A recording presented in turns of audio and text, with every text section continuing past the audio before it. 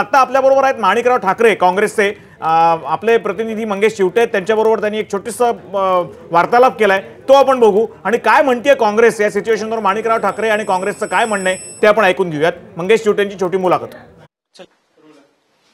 महाराष्ट्र विधानसभा निवडणुकांचे निकाल हाती यायला सुरुवात झाली आहे. भाजपची वाटचाल स्पष्ट बहुमताकडे जातानाचं चित्र पाहायला मिळत आहे आणि काँग्रेस आणि राष्ट्रवादी काँग्रेसची वाटचाल दारुण पराभवाकडे. 5 वर्षापूर्वी काँग्रेसचं प्रदेशाध्यक्षपद माणिकराव ठाकरेंनी घेतलं आणि घवघवीत यश काँग्रेसला राज्यात मिळवून दिलं. मात्र आज माणिकरावजी दारुण पराभवाला सामोरं जावं लागते काँग्रेसला. नाही, पराभव झाला तो दारुण वगैरे नाही. 50 पेक्षा अधिक जागा काँग्रेस पक्षाला मिळत आहेत. पण शेवटी पराभव हा पराभव असतो आणि विजय हा विजय असतो.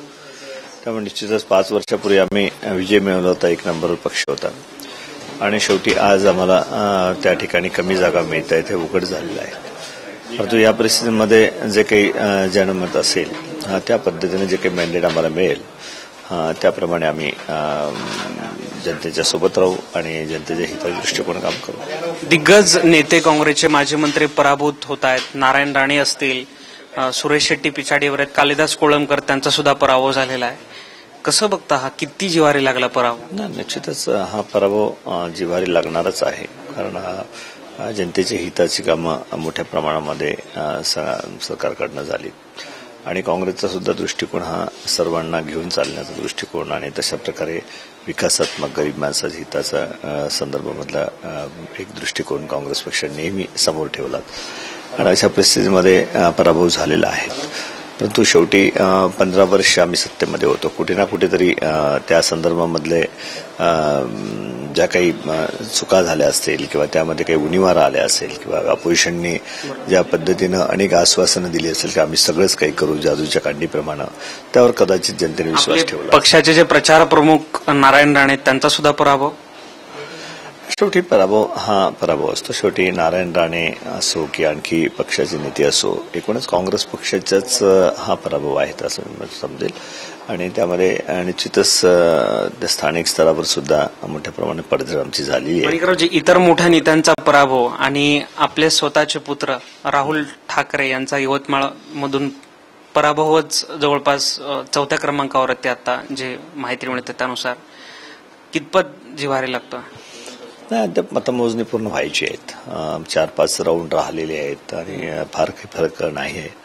त्याच्यामध्ये शेवटी पराभव कितीही मताने असला तरी तो पराभव असतो आणि तो मान्य करावा लागतो आणि मान्य करून परत आपल्या विचाराप्रमाणे पुढे काम करावं लागतं. तसं मजबूतीनं पावलं टाकावे लागतात आणि ते आम्ही टाकू. म्हणजे त्यामध्ये कुठेही पराभवाने खचून न जाता काँग्रेस परत आणखी मजबूतीनं. राष्ट्रवादी काँग्रेसनं काँग्रेसच्या राज्याचं नेतृत्व म्हणजे पृथ्वीराज चव्हाण यांना टार्गेट केलं गेलंय.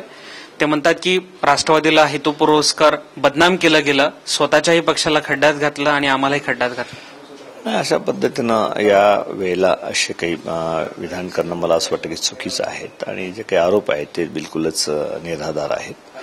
शेवटी दोन्ही पक्ष म्हणून एकत्रपणे सत्तेमध्ये होतो. जे काही चांगल्या वाईट बाबी झाल्यात ते एकत्रपणेच त्या ठिकाणी शेअर्स करावं लागतील आणि आज कुठले आरोप करणं किंवा त्यांच्या चुकीमुळे आमचं काही नुकसान झालं तर हे मला असं वाटतं की चुकीचं. मंत्री जर बदलले असते पृथ्वीराज चव्हाण किंवा दुसरे कोण असले असते त्यांच्याऐवजी तर आघाडी झाली असती आणि अधिक चांगलं यश मिळालं असतं असं म्हणतात एनसीपी नेते. आघाडी तर राष्ट्रवादीने तोडली, ठीक आहे. आघाडी काँग्रेस पक्षाने बिलकुल तोडली नाही. आमचा प्रयत्न हाच होता की एकत्रपणे आम्ही सोबत गेलो पाहिजे.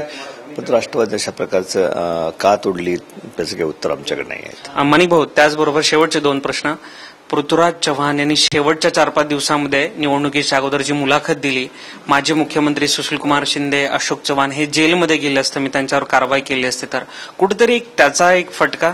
यावरच्या मी काय ते प्रतिक्रिया दिलेल्या आहेत आणि परत त्याच विषय नको घ्यायला. पण त्याचा फटका आज निवडणुकीच्या निकालानं आता शेवटी रिझल्ट आलेले आहेत. आता त्याच्यावर काही चर्चा करायचं काही कारण आहे असं मला वाटतं. विदर्भातील काही काँग्रेसच्या नेत्यांनी प्रदेशाध्यक्ष हटवा अशी एक मोहीम करायला सुरुवात केली आणि दिल्लीच्या नेतृत्वाकडून संकेत मिळाले की काँग्रेस कार्यकारिणीमध्ये मोठे फेरबदल केले जाते. अशा प्रकारच्या चर्चा तर आम्ही सातत्यानं पाहिलेल्या आहेत. परंतु पक्ष नेतृत्व जे ठरवेल तेच निर्णय होत असतो. पण कुठं ना कुठं आता काँग्रेसमध्ये एकमेव तुम्हीच आहात की ज्यांच्याकडे पद आहे. मुख्यमंत्री माजी झाले, कोणच असं हे नाही. पराभवाची जिम्मेदारी मी मान्य करतो की माझी निश्चितपणे जबाबदारी आहे आणि पराभवाची जबाबदारी ही मी घेतो. प्रभावाची जबाबदारी माणिकराव ठाकरे यांनी स्वीकारलेली आहे. मात्र विरोधात काँग्रेस विरोधी बाकांवर बसून सक्षमपणे जनतेच्या हिताच्या बाजूनं लढेल असंही ते या ठिकाणी सांगतात. एकूणच काँग्रेस असो वा राष्ट्रवादी दारुण पराभव झालेला आहे आणि त्यामुळे कुठेतरी अस्वस्थता काँग्रेस आणि राष्ट्रवादी काँग्रेसच्या नेत्यांवर पाहायला मिळते.